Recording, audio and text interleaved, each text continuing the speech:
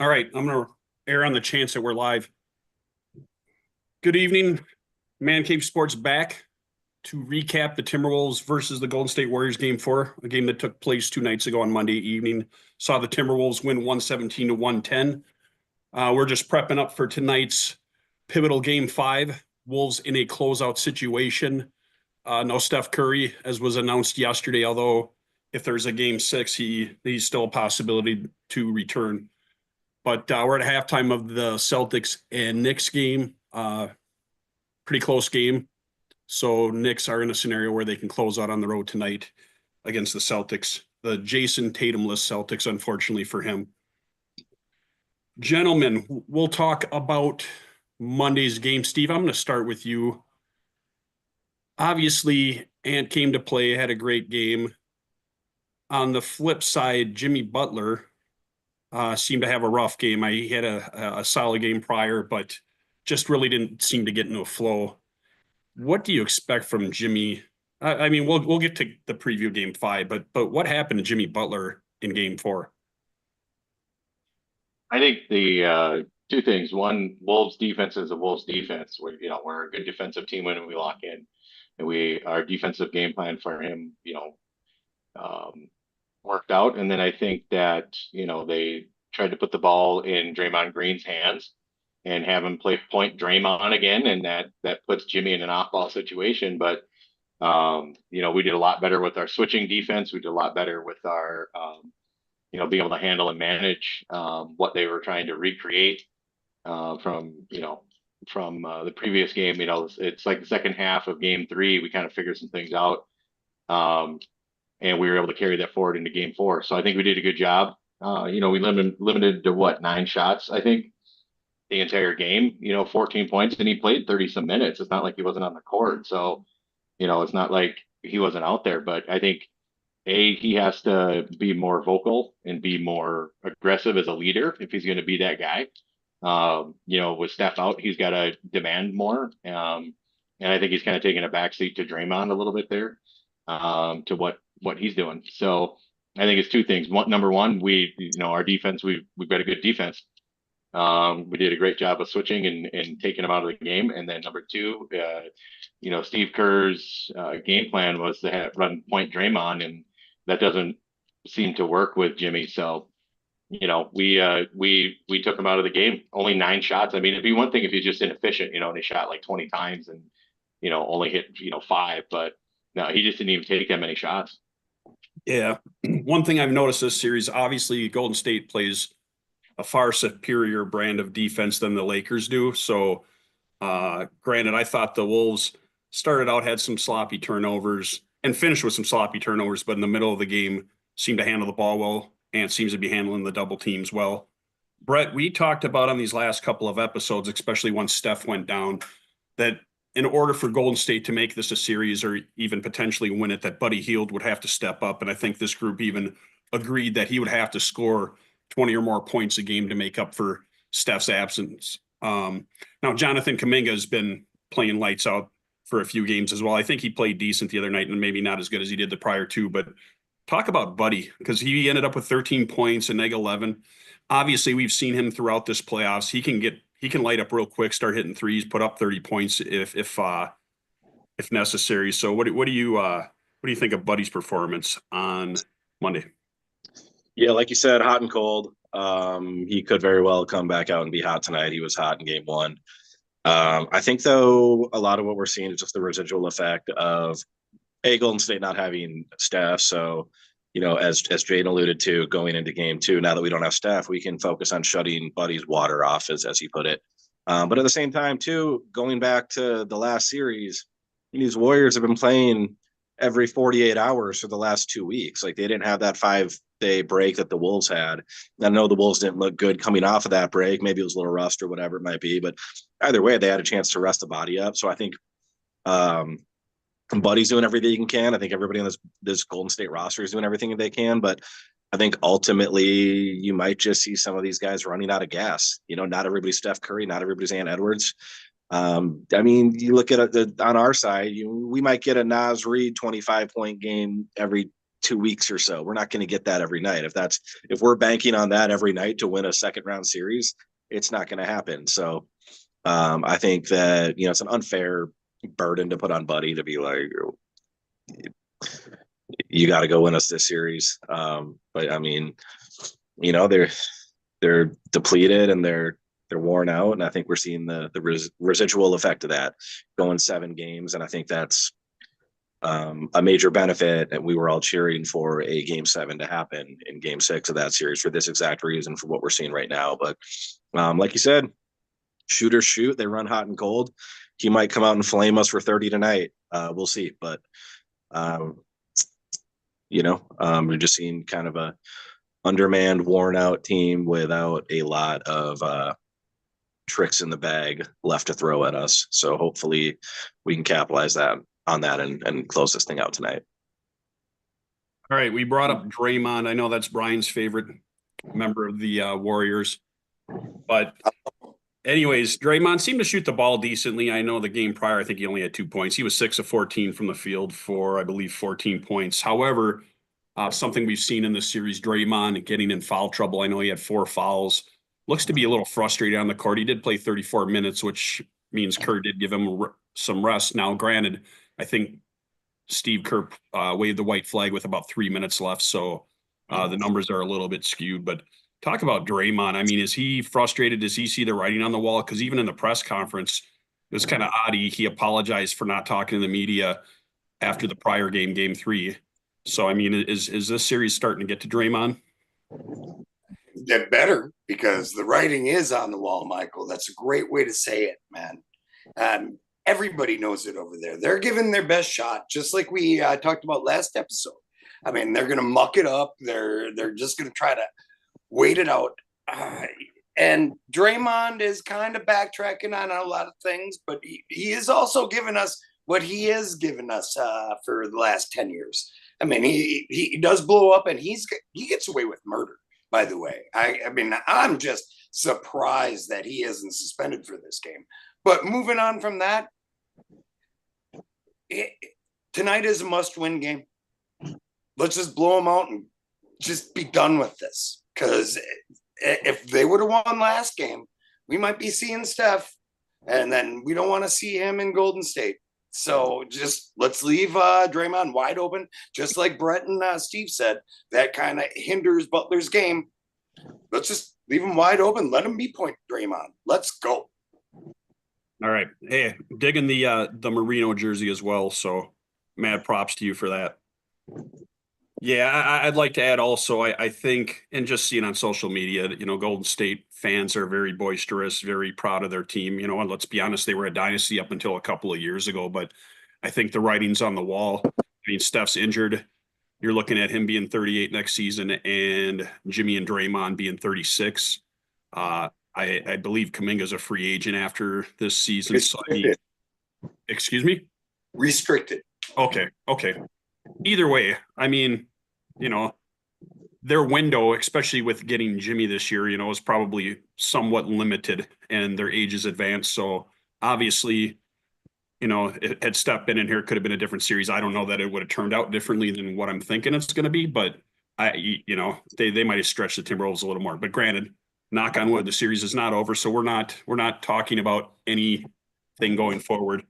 Steve, I want you to talk about Jaden McDaniels, because he has been phenomenal throughout the playoffs, and I think he's often forgotten about at the lead up into the Lakers series was, the Wolves have Anthony Edwards, but the Lakers have Luka, they have LeBron, and they have Austin Reeves. Obviously, I think people overestimated what Austin Reeves is capable of doing, but talk about Jaden. He's been steady this whole playoff run. His defense is probably his best asset, but I mean, he gets clutch baskets, and he and Ant, you can tell they've talked about it in the post-game press conferences since. They have this chemistry now. They've been playing so long together that they know what each other's thinking. They talk all the time. But yeah, talk about Jaden's performance this series in particular. I really like Jaden's, not only his progression in the playoffs and like the last month or so here, we've seen a resurgence of, kind of what we wanted at the beginning of the season. We wanted to see his offense step up, right? And I think he's done that.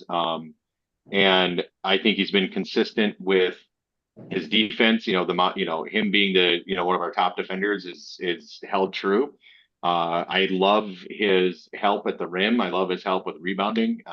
That's been a major change, and I think that that's been able to help out, especially when other teams are trying to run small ball and get Rudy off the court. Well, then you got Jaden who can just as easily help protect at the rim. And I love his unselfishness and it's been interesting to see his emotional maturity. Like, I think, we saw the one foul where he kind of smacked what's his name on the shoulder, but that was after he got drilled in the Big Daddy parts there. But his emotional maturity has been much better. He doesn't, he's not getting into so many emotional tiffs and getting worked over. He's been able to handle it, and so I think that his offense is there when we need it. His offense is available.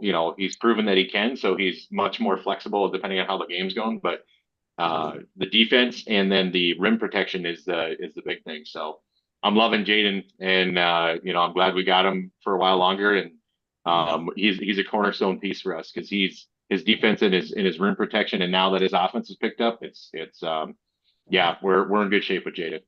Yeah, and it's nice to see his rebounding picking up towards the end of the season as well as into the playoffs. It's something he's added to his bag this year. Just for a quick update, obviously the second half just started 59-59, but 20 seconds and they're already getting chippy. They just had to separate Jaylen Brown and Josh Hart. Josh Hart has already had a split open head.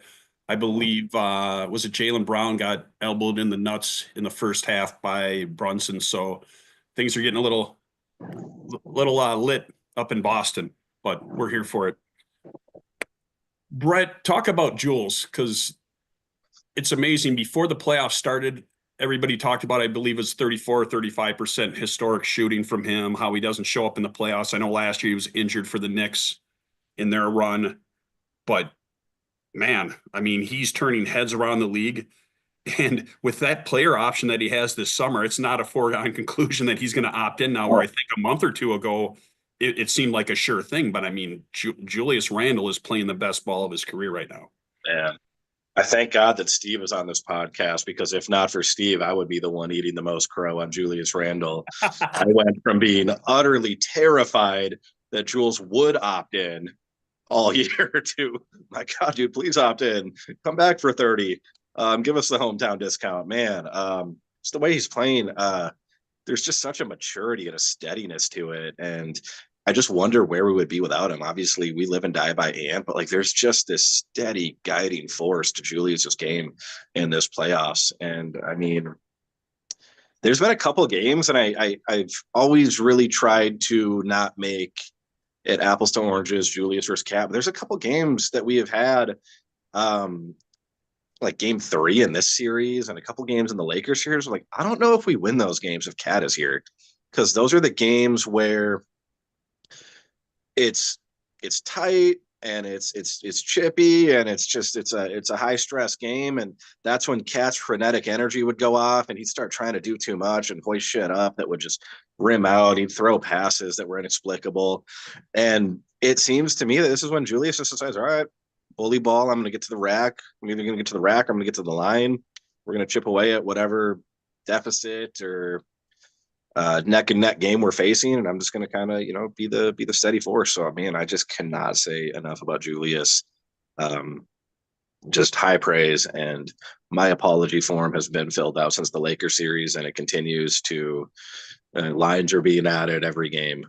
Hats off to the guy, showing a lot of maturity. Not only that too, man, I think just he's seems to have bought into the culture. I think that injury stint, I theorize that might have helped him just kind of, maybe spending some time on Mr. Joe Ingles' bench and just, buying into Wolves culture and just being one of the guys for a couple of weeks. Made him feel a little more at home. I don't know. Who knows? Who knows what goes on? But either way, the version of Julius Randle that we are getting this April and May has been just well worth the price of whatever we had to pay. So man, just hats off to Jules. Hope you can keep it up tonight. And He's had some tall orders. He had LeBron James, Draymond Green. He's had to guard Jimmy a few times. So, this isn't easy shit that he's doing. Yeah. Just all the praise in the world. That's really all I got. Nothing too scientific. Just my apologies for the months and months of slander, and go get him tonight. Let's get him in the next round, and let's get him in the next round. And then popped back in, baby. Yeah, and I know he was thought of as a defensive liability coming here, but I will say since his injury, and even especially in this playoff run, his defense has been outstanding.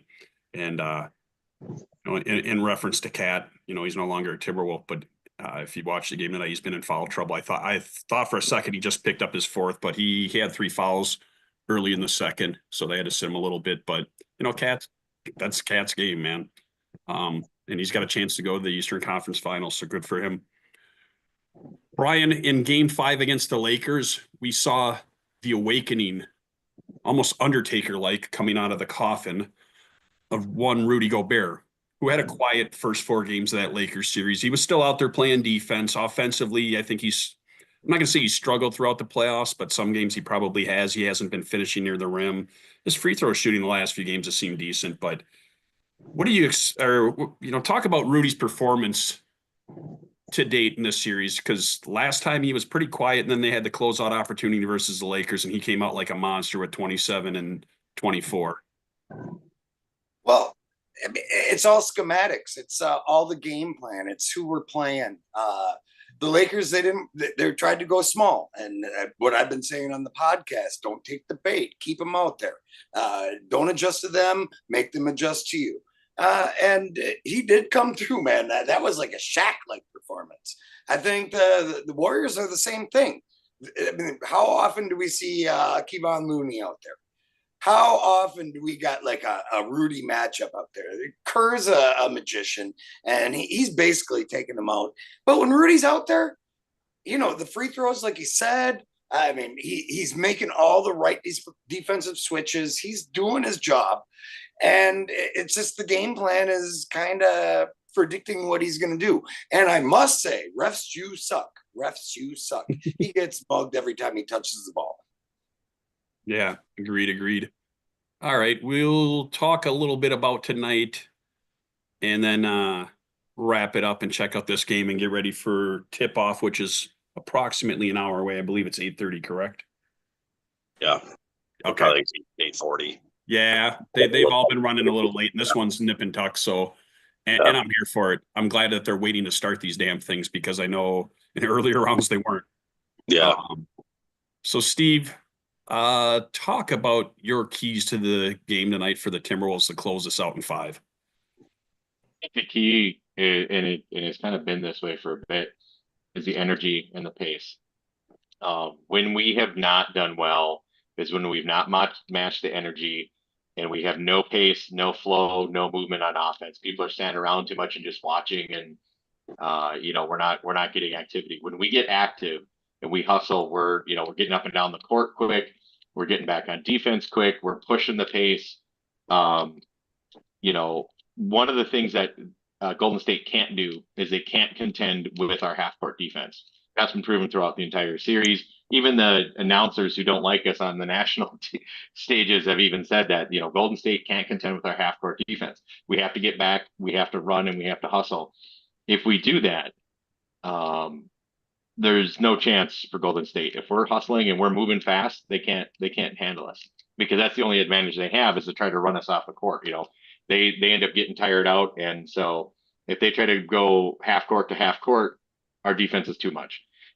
They would have to be, shooting crazy, close to 50% from 3, and really lights out. And then, what are you going to do? But big thing for us, pace, energy, and movement on offense. That's the biggest thing. So if we hustle, we win. When we don't hustle, that's when we have problems, and we see 6-minute stretches where we're not scoring, we're not getting a bucket, because everybody's standing around staring at the guy with the ball, and there's no movement, there's no spacing. So one of the big adjustments we made is we spread out. When they're running their zone, we spread them way out, which gave us room, which gave us spacing, and we could hustle and move more.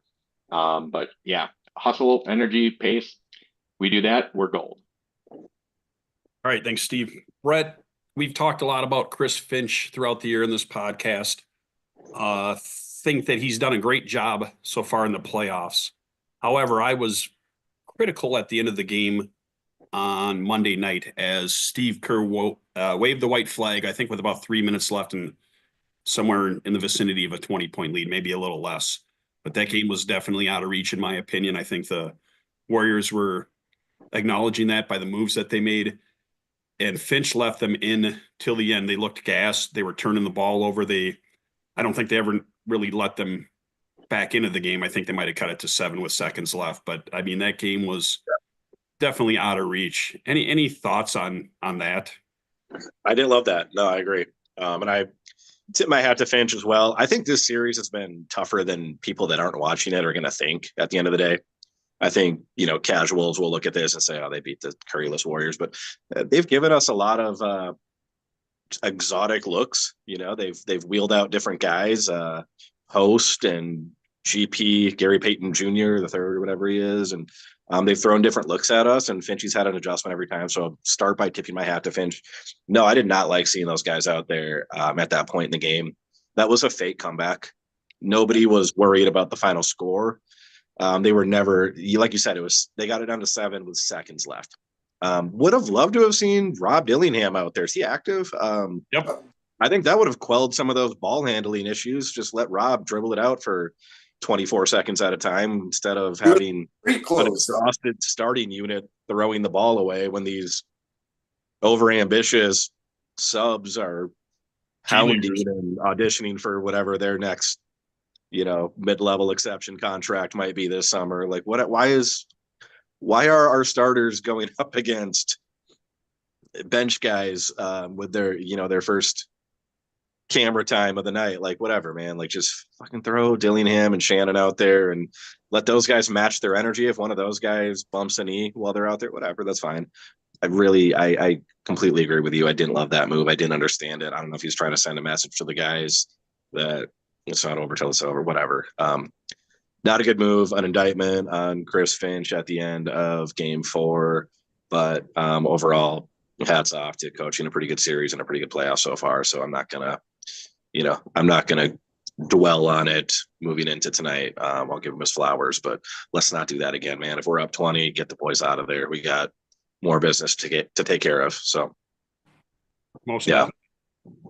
Thanks, Brett. Brian, we'll close out with you. Give us your Timberwolves X factor as well as your Warriors X factor for this evening based upon what you've seen through 4 games, as you have accurately predicted a lot of things lately. Sadly for the rest of us, because we don't want to give you any flowers. Yeah, keep waiting. Yep. All right. Well, the X factor for the Warriors is the same one I said the last time, and Mr. Brett already talked about that. Not letting Buddy get going. What did he have? 13 points, 15 points last game. I mean, let's let them keep mucking it up. It seems like in the third and fourth quarter, we turn the gear. They want to make the game 82-76. Nah, just make sure Buddy doesn't get going. That's the X factor for Golden State. The X factor for our guys is the want to. This is a must-win game. It's at home. You could get Steph Curry back if they win. That's the X factor. The energy is like Mr. Steve said.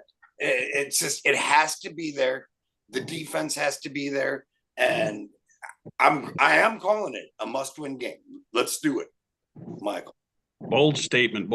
I will say today I threw up a video on Twitter/X from 21 years ago. The last time the Timberwolves clinched a playoff series at home, I had in attendance game 7 versus the Sacramento Kings in the semis. Remember it vividly. Little did I know that the opportunity would not come again for 21 years. I will not be in attendance tonight, hoping to save my moolah for the Western Conference Finals. But yeah, I think this fan base deserves it. I think if they can pull it out tonight, which I believe they will, but that's why they play the game. I think this fan base will have a great time. Very meaningful for them. I was there when they won the 2 play-in games, which, Pat Bev made sure to make the atmosphere feel like we won the conference finals. But I'm anxious to see how the crowd is tonight. I think if the Wolves can put their foot on the pedal early, you know, that mentally they might get them to fold and not have to worry about the game coming down to the end. But yeah, I wouldn't say it's a must win, but yes, the thought of Steph Curry showing up on Sunday At and home, yeah, yeah, definitely. And you know, must we saw last night the OKC pull out the win against Denver and Joker with zero supporting cast. But the My thing God. you have to start thinking about as well is if OKC closes out tomorrow, you don't want them sitting there waiting around. You just want to get this done. That way you can rest up and start game planning for the next series. So, all right, gentlemen, I appreciate it. Thank you for watching, everybody out there. Be sure to like, subscribe, comment, all that good stuff. We will have a Game 5 recap probably in the next couple of days. I'll shoot for Friday. Either way, I know Brett, Thursdays don't work for you. So, and I know Razor couldn't be here tonight. So down one tinfoil. We missed you, Razor, but